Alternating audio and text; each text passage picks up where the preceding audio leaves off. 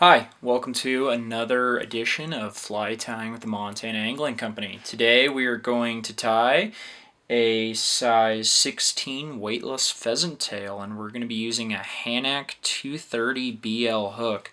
These Hanak hooks, these are strong. These are the real deal. The 230, probably the most versatile nymph hook. Kind of start what I'm using for everything. It's a barbless hook, really great.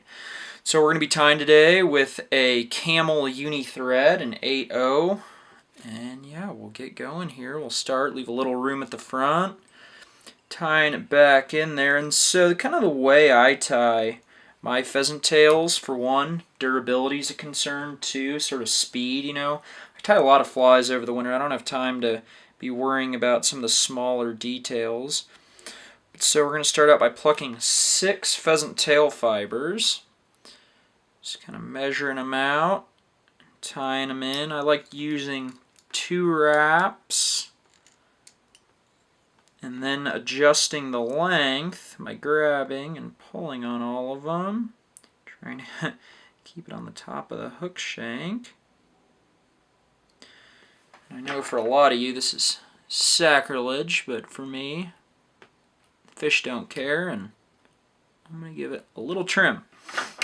And then I'm just going to run this thread right up the fibers, stopping where I want my wing case to start, because I'm going to end up using these as my wing case. And then I'm going to go ahead and take some amber Ultrawire, size small, tie it in, and bring it back. And so the way I tie pheasant tails, we're trying to maximize ease of tying, time-wise, so I'm just going to grab another couple, end up tying them in, and these are going to be the fibers I actually make the body out of. I'm sure you were worried there for a second that I wasn't going to make the body, but I am. And so I'll take these feathers, measure them kind of backwards, wrap them in, and then work that thread back forward to that same tie-in spot. Then I'm going to bring all this forward. Just kind of palmer our pheasant tail fibers right over the top, and it's a pretty fragile material, so a lot of times we have to be careful that we're not pulling too hard, but at the same time we need that tension and making sure we kind of cover all of our thread and wire that's underneath. I like to, we'll pull these back, and then we'll just kind of pull our thread forward, do a little position swap, and tie off these fibers. And then we'll just do the same thing with the wire. Kind of palmer it forward, maybe 4 or 5 turns. This one looks like it's going to be 4. And do that same hand exchange.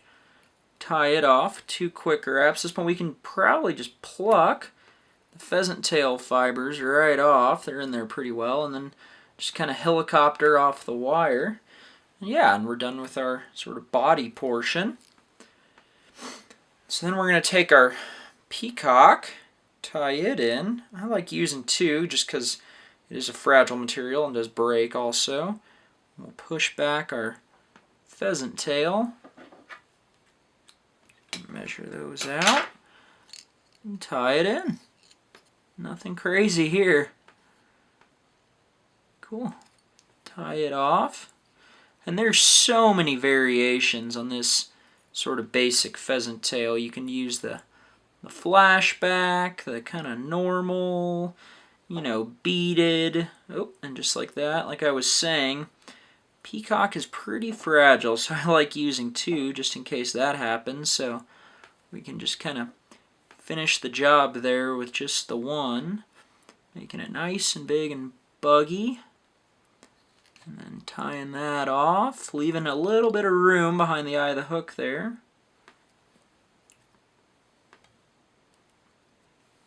And I'm going to just use my scissors, and this fly is so versatile. I mean, mayflies of kind of all varieties, sort of what it primarily imitates. And so then we'll bring this over as our wing case. So if you look there, you can see the pheasant tail fibers are on top of the peacock, making that nice wing case. And then I like just resting the thread for a second, and this is kind of my time-saving thing that I use on a lot of my pheasant tail fibered flies.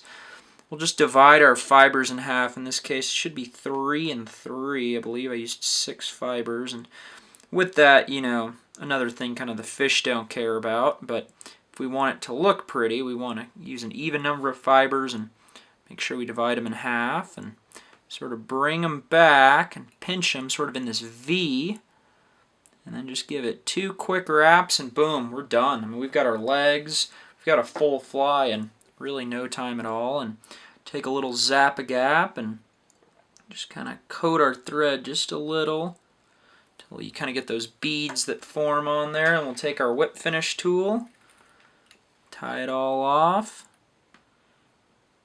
Maybe 3 wraps. Sometimes I just do 2, but really no science to it there. And yeah, pull her in and snip it off, and then we'll, as you can see, we have our pretty much our done fly, and we'll just kind of measure out these all at the same time to kind of just behind that sort of wing case, maybe middle of the body, give it a little snip, and boom, there we are. We've got a sort of real classic little pheasant tail fly with just a slight variation in the wing casing and or the legs rather at the front. And you know, I do this on a lot of my flies, and on this one definitely, just because of the delicacy of all the materials, is just giving it that UV coating at the end, and definitely that extra step that you don't have to do, but does give it a little bit of realism, but just that added durability is really what I do it for, and hitting it with the UV light. And this UV, you know, finish, UV clear finish in the thin, and UV light has pretty much become a staple in my fly tying. I mean, I use it on